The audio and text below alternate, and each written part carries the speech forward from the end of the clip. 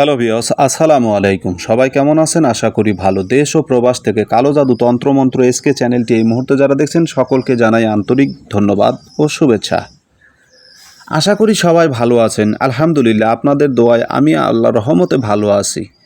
আজকে আপনাদের মাঝে যে ভিডিওটা নিয়ে কথা বলবো, অনেকেই বলেছিলেন যে গুরুজি এমন একটা ভিডিও দিবেন যে শত্রুর জবানটাকে যেন বন্ধ করতে পারি। শত্রুর জবান বন্ধ করার ভিতরে এখানে দুইটা প্রকার আছে, দুইটা বিষয় নিয়ে আমি আলোচনা করব এবং দুইটা বিষয় আপনাদেরকে বিশ্লেষণের মাধ্যমে বোঝানোর চেষ্টা করব। শত্রুর জবান বন্ধ করা বলতে কি বোঝায়? এখানে দুইটা বিষয় আছে, সে বিষয়গুলো নিয়ে আমি আলোচনা করব।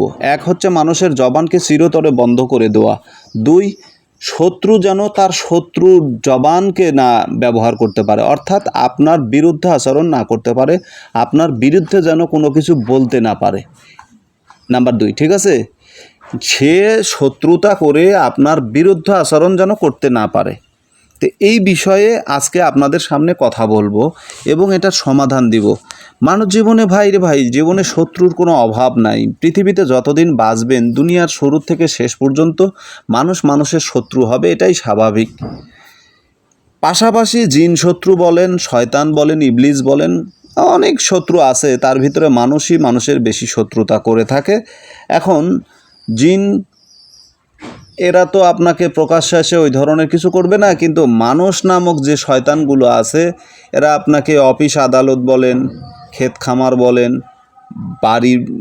বাড়ি ঘরে বলেন, ব্যবসা বাণিজ্যে বলেন, অথবা আপনার পার্শ্ববর্তী যে কোনো কর্মস্থলে যে কোনো অবস্থায় শত্রুতা করে যায়।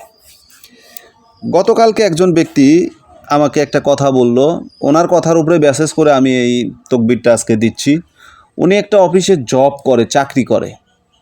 বলছে, হুজুর আমি একটা অফিসে চাকরি করি, এতটুকু ছোট্ট একটা চাকরি আমার, কিন্তু আমার ঊর্ধ্বতম যে কর্মকর্তাগুলো আছে এবং আমার সহপাঠী কিছু লোক আছে, তারা সর্বক্ষণ, তাদের ভিতরে দুইজন ব্যক্তি আছে, মানে আমার চাকরিটা একবারে আহামরি এমন কিছু না, তবে 20-30 হাজার, মানে মাসে 20 থেকে 30 হাজার টাকা তার স্যালারি আসে প্রতি মাসে, কিন্তু তার সমকক্ষী কয়েকজন লোক আছে যারা সর্বক্ষণ চায় যে তার ক্ষতি হোক, মানে একটা না একটা তাকে বিপদগামী করার জন্য এবং তাকে বিপদে ফেলার জন্য বিভিন্ন সময় বিভিন্ন চেষ্টা করে থাকে।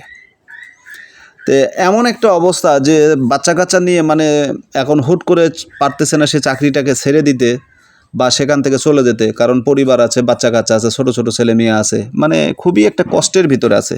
বলতেছে এমন কিছু করে দেন যার ফলে আমার ওই সমস্ত শত্রুগুলো যেন আমার এই ক্ষতি না করতে পারে, তাদের জবানটা যেন বন্ধ থাকে এবং তাদের মুখ থেকে নিন্দানীয় যে কথাগুলো বের হয়, আমার যে গীবত, যে সাফায়াত, যেগুলো করে, অর্থাৎ আমার ক্ষতি করার জন্য যে কাজগুলো করে, এগুলো যেন না করে।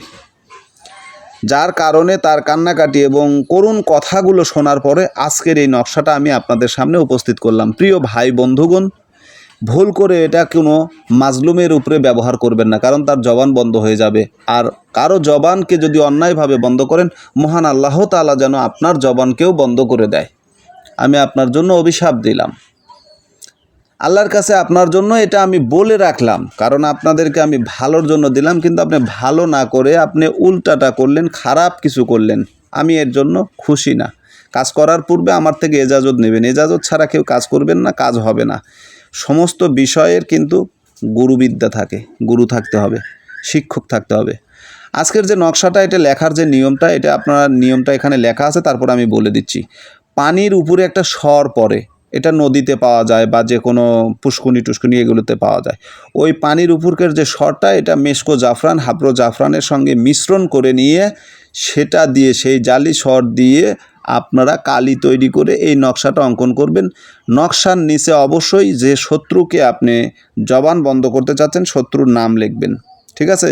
শত্রুর নাম লিখবেন, শত্রুর মাতার নাম লিখবেন, মায়ের নাম লিখবেন। লেখার পরে এই নকশাটা আগুনে পুড়ে দেন, এক এক করে যদি পারেন 3 বার করবেন।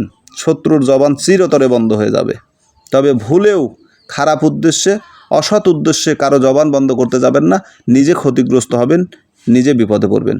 আশা করি বুঝতে পেরেছেন। তন্ত্রমন্ত্র কালো জাদু এসকে চ্যানেলে যদি নতুন হয়ে থাকেন, এই কালো জাদু চ্যানেলটাকে যদি ভালো লাগে তাহলে চ্যানেলটা সাবস্ক্রাইব করবেন। আপনার একটা সাবস্ক্রাইব, একটা লাইক, কমেন্ট, শেয়ার আমাকে নতুন করে ভিডিও বানানোর জন্য নতুন অনুপ্রেরণা জাগায়। ভালো থাকুন, সুস্থ থাকুন, সকলের সুস্বাস্থ্য কামনা করে আজকের মতো বিদায়। আল্লাহ হাফেজ।